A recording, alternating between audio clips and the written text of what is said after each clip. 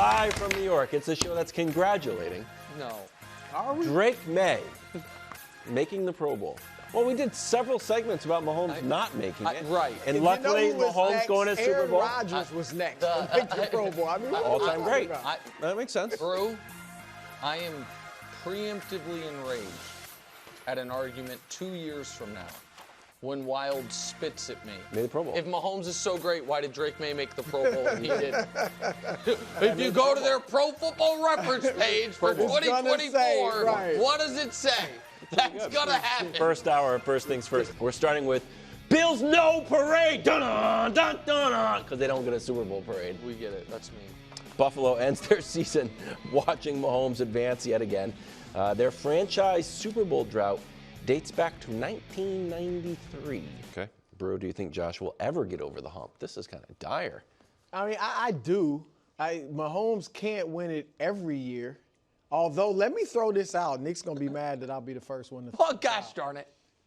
If they win this year, a four-peat is definitely on the board. Brew just wants They're going to be better. First one. They're going to be better next year. Xavier Worthy's going to be better. Rasheed Wright's going to be back. First one talking The mystique is going to be even bigger if they win. I mean, come on. So, Sports Illustrated, get ready for that. Nick's going to be ticked. But look, I never thought Dan Marino would not win. After getting there in his second year, I never thought he wouldn't win the Super Bowl. Or ever get back. Right, or get back. I never thought Aaron Rodgers, who did win, obviously, but I never would. You couldn't have convinced me that he wouldn't at least get to another Super Bowl or a few other Super Bowls. He never did. Jim Kelly, if you had said he's going to be to 4 Super Bowls and never win, I would not have believed it. And the flip side to that, sorry to interrupt, but just Peyton didn't make one till his 30s, and then he made 4. You know what I mean? So there is like that. I mean, Brady had the long drought where he didn't win one, but he for went about to 2 10 in years, that drought. right? So I cannot fathom Mahomes having that type of drought, like still in his prime. But who knows what could happen? Here's right now. Right now, I mean, I've said it. This is the Jordan era of the NFL. And Jordan, they got him. Isaiah Thomas, Larry Bird, they got him early. But once he started winning, it was over. And Mahomes, Brady got him early. But now it's like, who's going to beat this guy? So I think for Lamar, Josh, Joe Burrow, Jaden, any of these other guys, you have to get the Chiefs right now when something's down. So the Ravens blew it to a large degree last year because the Chiefs were more vulnerable. They hadn't had the great regular season. Then, so if and the receiving core was down. By that same token, the Bills blew it last year. Last year. Yeah. They had them at home before they even had the Ravens. Like now maybe they wouldn't have gotten through the Ravens. I don't know. But that was a shot. And even the 13-second game. I mean, you had them there. You blew it this. You have to get them when there's a weakness. And so far, these teams haven't done it, so we'll see. And listen, I said after the Chiefs won the Super Bowl against Philly, so 2 Super Bowls ago, or I guess 3 Super Bowls ago, but their second championship, I came on here and I said that team that just won the Super Bowl was going to be the worst Chiefs team until Kelsey retired because they had the youngest defense in the league, and I did – I guess to my credit, see this defensive surge coming. Now, I didn't see the next year the offense falling off the way it did. That year they led the league in points, Mahomes won MVP, all of that. I think the window opens wider for other teams if and when Kelsey hangs it up, because that is such a special playoff connection, even though this past week it wasn't. Right. But I still think one of the reasons the offense worked so well this week was because so much effort was put towards stopping Kelsey. Absolutely. You know what I mean? It opened the rest up. That's a good point. And so I'm a gambler. If you were to set career Super Bowl appearances for Josh Allen at a half, say take over, under, I'd take the over. Yes. If you were to set career Super Bowl wins for Josh Allen at a half, I would take the over. But the other part of me being a gambler is the math of it. So let's just really talk this through. Can we say this crop of quarterbacks, Joe, Patrick, Lamar, Josh, let's say they all are really good for the next 10 years. Okay. They're all 28, 29, right? So let's give them 10 years. That's a long time, especially stylistically for all of them but Joe, and Joe's already dealt with injuries. They're all in the same conference. So it's not about Patrick winning the Super Bowl every year. In the next 10 years, let's say Patrick's pace slows. Let's say he only makes 4 in the next 10 years. That would be short of Brady's 10 career. That would be way off his pace of 5 and 7. Okay, now there's 6 available for that group. Plus, by the way, yes, Justin Herbert, Jim Harbaugh, they think they're getting to 1. I know Bo Nix and Sean Payton think they're getting to 1. I don't, but fine. CJ certainly thinks he's getting to 1. And by the way, if it's a 10-year win, and that's just getting there, right? Right. If it's a 10-year window, Drake May, Pro Bowler Drake May, right? And by the way, if it's a 10-year window, there's a 9th grader right now. Yeah. That in that window is like, oh, I should get. He's locked in. I don't think there's any 9th grader like. No, but okay, but you know what I mean. We don't know who's coming in. Guys, right, absolutely. all of it. So this game, musical chairs. Somebody's going to end without one. Yeah. And at least one of them. And that's just getting there. And then the problem for all of these guys is going to be psychologically. Can we treat beating Mahomes like it's not the Super Bowl because it's literally not the Super Bowl and not have a letdown? That's interesting. Because since Mahomes been in the league, there's one guy, one team who's won a Super Bowl that didn't have to go through him. And as much as I love this guy, I almost want to put an asterisk on it now. It's Matt Stafford and the Rams. Everyone else either lost to the Chiefs either won the Super Bowl or they beat the Chiefs to win the Super Bowl, the Bucs, or they beat the Chiefs en route to the Super Bowl, Brady's Patriots. The Stafford's the only one that never had, and the Rams had to go through it. So there's all of that makes it feel like, yeah, of course this guy will get through at some point, but then it's like, it's almost like your Empire State Building thing in a different direction. Like, today is not the day, and this is where I'll throw to you. Man, it does feel like it's going to be hard to be better positioned than they were the last 2 years. You think so? See, I disagree with that. Well, here's what I know. Last year, ball in their hand, down 3, 2.5 minutes left, inside the 30, can actually make it so Patrick never touches the ball and you win. 2 nights ago, ball in his hand, down 3, 3.5 minutes left, can make it so the game is there. And so, that's where it's like, oh, Boogeyman's going to be in a better, to have both of those drives, down 3 against this team, your ball, plenty of time, and come away with 0 points and 2 losses is a tough one. And the thing is, you can't even say, they obviously don't have a great receiver. But is that the answer? Because the way that Buffalo, the way they play, it's been better without the great receiver. Yeah, I would still I would say a few things. Okay. If you subscribe to this Mahomes magic, I think that would be very defeatist for the Bills. If they look at it and say, all right, glass half full, Bills, what do we need to do? 1, we're still going to win the AFC East. The Dolphins are never going to win. I think there's something actually dysfunctional in the entire organization. The same with the Jets, although I seem to like Aaron Glenn the way he started, but he still doesn't. Never seems like a long time, but in the next few years. Yes. Sure, yeah. I'm going to say never to I'm going to say never to the Dolphins, even though I got spurned by them. I do think the Patriots are going to be good, but the Bills should coast. Next year, the Bills should coast into the playoffs, so you have to do that. 2, I do think personnel-wise, you added Amari Cooper. Go and get somebody else. And Amari didn't really do anything. They didn't use him as much. Yeah. Sure, but add weapons. That roster is not stacked. Well, the whole case for Josh MVP is he's got to do it all. 3, for Josh Allen, watch every stupid Fangio blitz under the sun and figure it out. If it's going to come to, I'm sorry, Spagnuolo blitz. Sorry. Yeah. And then finally, there's this quote from Greg Rousseau about the fact that the Chiefs ran something that he had never seen. Yeah, the Mahomes designed run. They got to figure that out. Well, no, there's coaching. But that's what I'm saying. That's it. We have to do a better job in figuring out what can we imagine that's not on tape. No, that's part of the Chiefs' brilliance of they they save things. And that's, that's been a heartfelt belief of mine. There's no tape of that. They ran that play with the full, I don't know what the terminology is, but I'll call it full house backfield, and they give it to the running back at least 10 times this year.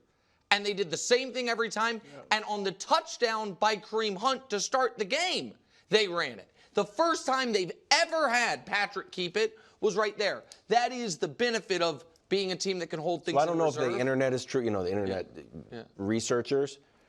There's a theory that play is from the Ravens game, from Ravens-Bills, where it's like, this is a Bills weakness that we can run a similar play. Now, I don't know. I didn't get into the whole X's and O's of it, but they've got to figure it out. So you saw a very good coaching staff get coached circles around by an excellent coaching staff. Can I add? And I would say quickly, Nick, I think the team that's best set up, now they're not the best matchup for the Chiefs, but the team that's best set up is the Ravens. Not only do you have Lamar, you got freaking Derrick Henry.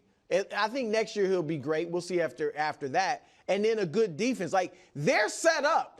And they just gotta. Well, listen, you gotta be at your best in the playoffs. So can I say one other thing real quick about the Bills? Because I know we make it about Josh and Patrick and all of it, but this is where it is truly an organizational thing. So, and I will harp on this. In this game, Benford got hurt. There's a whole nother discussion about how reckless it was that they played Benford 6 days after a concussion, and then minutes into the game, he gets another one. Like, that was separate. And then comes in the game as Kaiir Elam. And Tony Romo was trying to be nice, but he basically was like, man, this is a disaster for Buffalo. That guy's going to get picked on. Man, in the 2022 NFL Draft, the Kansas City Chiefs need a corner. So do the Buffalo Bills. The Bills are about to be on the clock. The Chiefs trade up with New England, one spot ahead of Buffalo, to take Trent McDuffie, one of the best players in football. Buffalo then still needs a corner. They take Kaiir Elam. That I'm not saying that you flip those players, you flip that game, but you might. From a guy who is a total liability to have on the field to a two-time All-Pro. You then this year, in the draft, you both need a wide receiver. You trade with each other to let the Chiefs get Xavier Worthy. He has 100 yards and a touchdown against you. Your wide receiver has one catch for 12 yards, Keon Coleman. So yes, it's Josh and Patrick. It's also Brett Veach and the Chiefs front office outdoing the Bills front office. It's also Andy outdoing it. It's organizationally all of those other things. Before we move on, Brew, do you give any credence to this, like, Sean McDermott hot seat? Look, he was, as I said, I mean, he's a very good coach, but he was crushed in the coaching battle in this game. And when are you getting over the hump? And again, the 13-second game. I know it's only one thing, but why not squib kick that kickoff? Well, and so there are times, I go back all the time. Yes, Golden State was close with Mark Jackson, or at least a second-round playoff team. Steve Kerr takes them to an entirely new level. Heck, the Bulls were always close with Doug Collins Tampa with before they Tony hired Phil Dungy, Jackson, who was an excellent coach and did well with the Colts. It's even McDermott firing the OC. We're here. We can get to the next level. Like, you actually already did it to your own staff. And that also, and I know it's a Bills discussion, that also goes for the Ravens. Like, you got to out-coach or at least match the Chiefs in the coaching battle, because I think we look at the Ravens and say overall, I think they have more talent. But they don't get it done. And there is some scary numbers on coach-quarterback combo together.